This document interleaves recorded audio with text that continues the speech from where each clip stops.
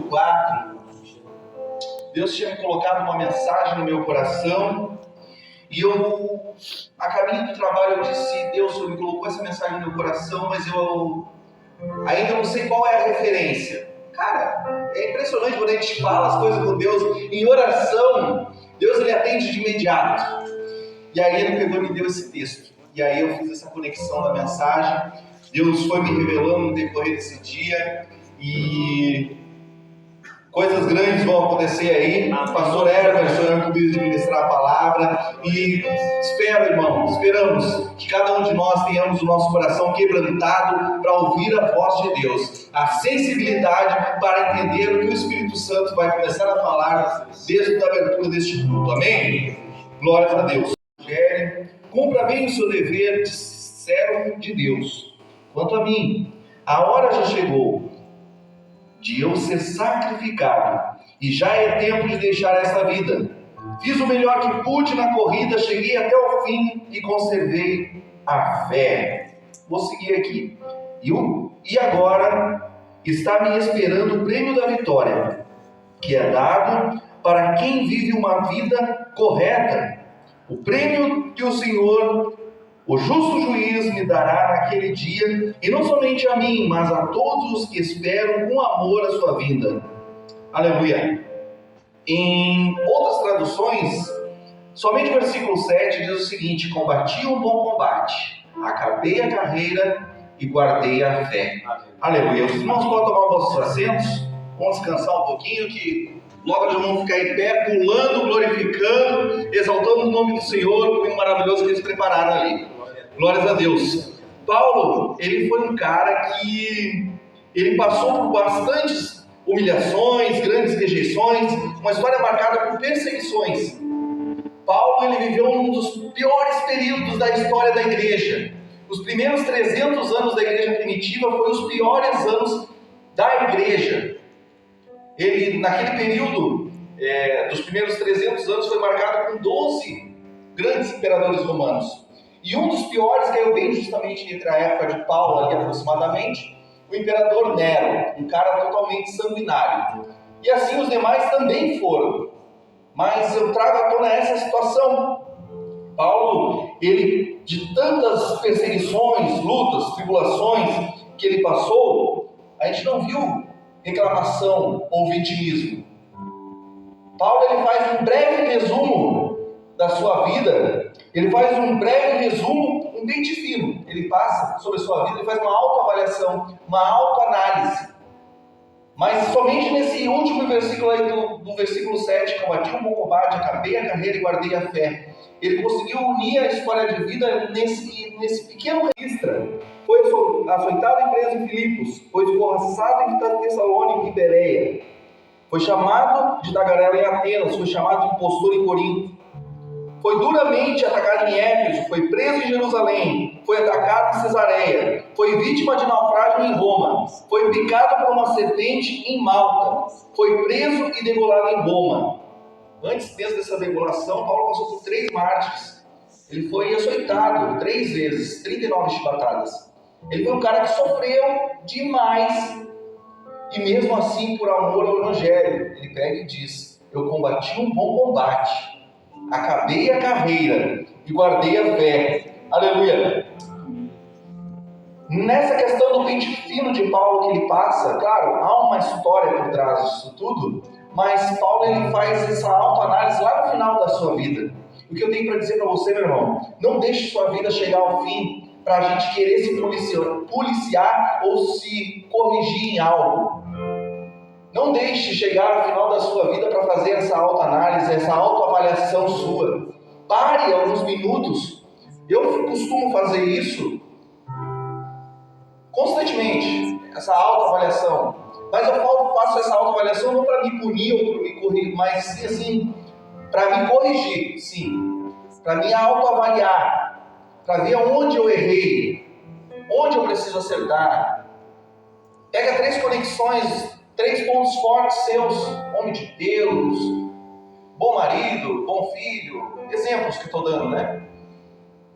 Faça 3 conexões e tenta observar os teus 3 pontos fortes e trabalhe nisso para que venha melhorar a cada dia e não deixe cair a peteca. E os 3 pontos a melhorar, eu acho que eu já comentei isso aí no culto anterior, esses 3 pontos a melhorar para que a gente venha se policiar, e essa autoavaliação a gente tem que fazer, não nos punir, nós não temos que ficar tocando nas coisas do passado, porque as coisas do passado Deus já jogou no mar do esquecimento. Mas após a gente aceitar Cristo, nós ainda estamos sujeitos a algumas situações. Satanás ainda está solto no mundo. Vai vir prova, vai vir tentações, vai vir pedras e tropeços para nos fazer barrar, para nos fazer cair, para nos desanimar. E a gente precisa fazer essa avaliação como cristão, dentro de casa, com os filhos, com a família, no trabalho, na escola. É necessário a gente fazer isso, porque assim como Paulo ele fez, só que Paulo, de todo esse sofrimento que eu comentei com os irmãos, ele não se vitimizou, ele não reclamou.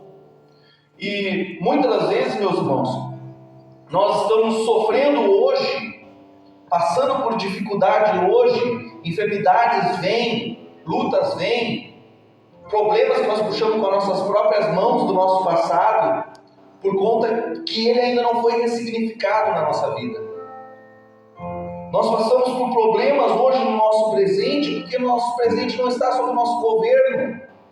Eu não deixo o meu presente sobre o meu governo, eu deixo tempo sobre ele. E quando eu deixo tempo sobre o governo da minha vida, eu procrastino. Eu deixo de resolver as coisas que eram para ser resolvidas hoje. Eu deixo de tomar decisões que eram para ser tomadas hoje. Eu deixo de resolver problemas que foi incumbido a mim para resolver, e eu fico empurrando com a barriga, vou levando a vida às coxas.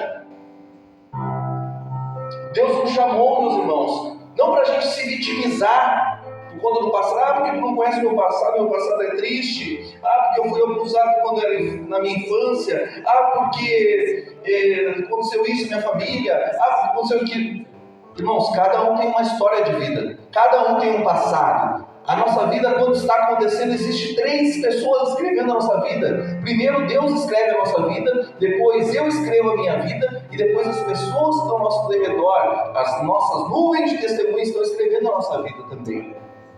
Só que a nossa vida, acima da vida dos outros, tem que estar sob o nosso governo. Não importa que os outros falem de você, o governo da nossa vida tem que estar sob as nossas mãos. Nós temos que governar o nosso presente.